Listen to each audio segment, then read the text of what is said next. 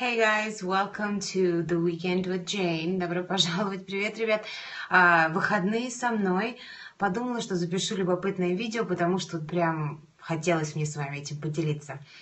Wanted to share this with you, really. Just was listening to the news and I wanted to make a confession. Хотела сделать вам определенное признание. I am a political junkie. Значит, кто такой junkie? Вот представьте себе, когда кто-то говорит про наркомана, да? When a person is on drugs, then they're like a done deal, and that rules their life. То есть кто-то употребляет наркотики, и это совсем как бы их жизнь потеряна для общества, и, наверное, для него тоже. А есть, наверное, я так предполагаю, что есть люди, которые называются like narcotics junkie, cocaine junkie. То есть они как бы так вот, в принципе-то, делают, видимо, эти наркотики. Не знаю, как по-русски правильно. They do those drugs, but they, it's kind of like a fun thing that they do, and it doesn't really change their life. То есть это просто вот как хобби такое небольшое. Неправильное, конечно, очень плохое, вредное и так далее. So being a junkie is something that you do that it doesn't rule your life, but you really like it. Так вот, I'm a political junkie. То есть я обожаю политику, я слушаю подкасты, я все время слушаю новости, я смотрю CNN и listen to NPR, and I watch the Russian news, I watch the American news, I watch BBC. I love politics. My education is undergraduate education is political science, so that's probably why it started. Я поскольку изучала политическую теорию, политэкономию и вот это вот все, когда я училась в университете, поэтому со мной это, наверное, так вот и осталось. И growing up, we always had political debates around the dinner table. Когда я росла, мы всегда, в принципе, до сих пор общаемся про политику и спорим, и мы все не согласны за ужинным столом, обеденным столом. Anyway, so I thought I would give you some of these juicy terms. Поэтому я подумала, что я вам расскажу немножко таких вот сочных терминов, которые вы, может быть, слушаете, потому что я всем всегда рекомендую watch the news, listen to the news, read the news in English. That really helps you. Всегда всем советую. I always recommend it for people learning English. Так вот. So I thought I would give you some of this political jargon. Жаргон, да, то есть я вам дам немножечко таких вот слов, которые вот, правда, они классные. Anyway, so I'm gonna start. What is a sugar daddy? A sugar daddy is a guy that lets a girl mooch off of him. То есть сахарный папа, видимо, так это переводится. Не знаю, как официально переводится. Но sugar daddy это вот когда такой вот дедушка, может быть, уже даже, или взрослый муж, и такая совсем молодая жена, которая, очевидно, с ним из-за денег. Вот это называется sugar daddy. Дальше, следующее, что хотела сказать, это есть такое понятие, как trophy wife. Trophy – это трофея. В русском языке трофей используется больше как, вот там, я не знаю, римляне пошли, захватили там какой-то город и принесли с собой в трофеях там то-то и сё-то, да? В английском языке трофеи в этом смысле тоже используется. But in English, a trophy more is something like the Wimbledon or whatever the hockey one, the cup, like when they actually have the cup, and that's called a trophy. So a trophy bride or a trophy wife is a woman that has a shape of this beautiful trophy, like a cup, and she is something that he is going to be super proud of, and he got her for the purposes of bragging and showing off. То есть этот вот мужчина специально как бы себе нашел такую там жену-невесту для того, чтобы хвастаться всеми вот этими формами и ее как бы ставить вот так вот, носить на пьедестале и всем показывать. Как уж у них там дома складывается, я не знаю, но вот откуда ноги растут. Just wanted to give you an idea of where this expression comes from. A type of a trophy wife may be a mail order bride.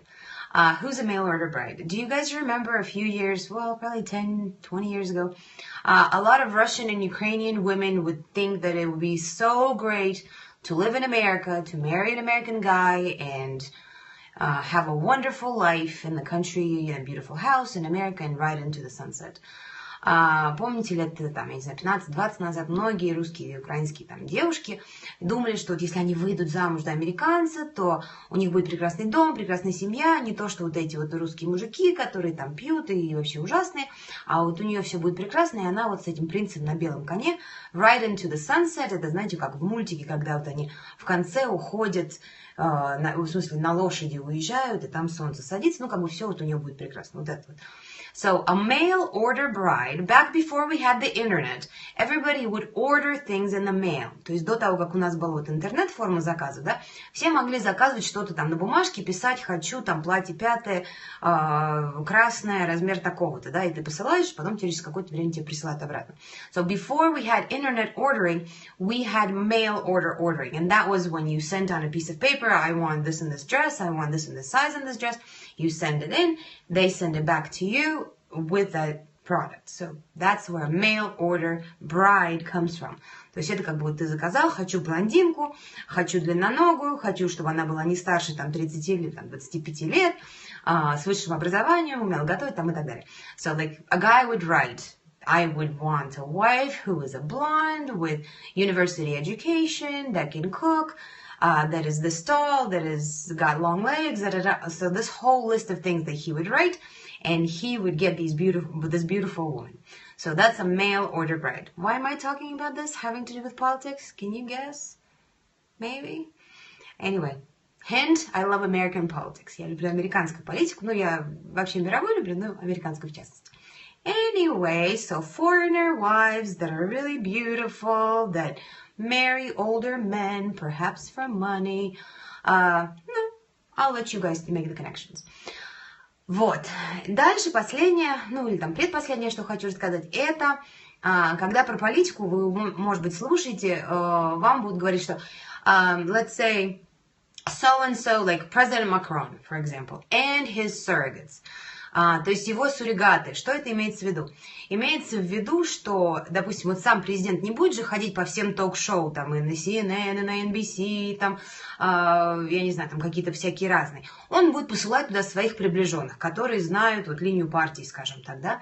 So, President, Macron, Trump, anybody, he would have surrogates, and they know the message, and they would go and do all of these shows to convey this message to the public in many different spheres so that that message gets out.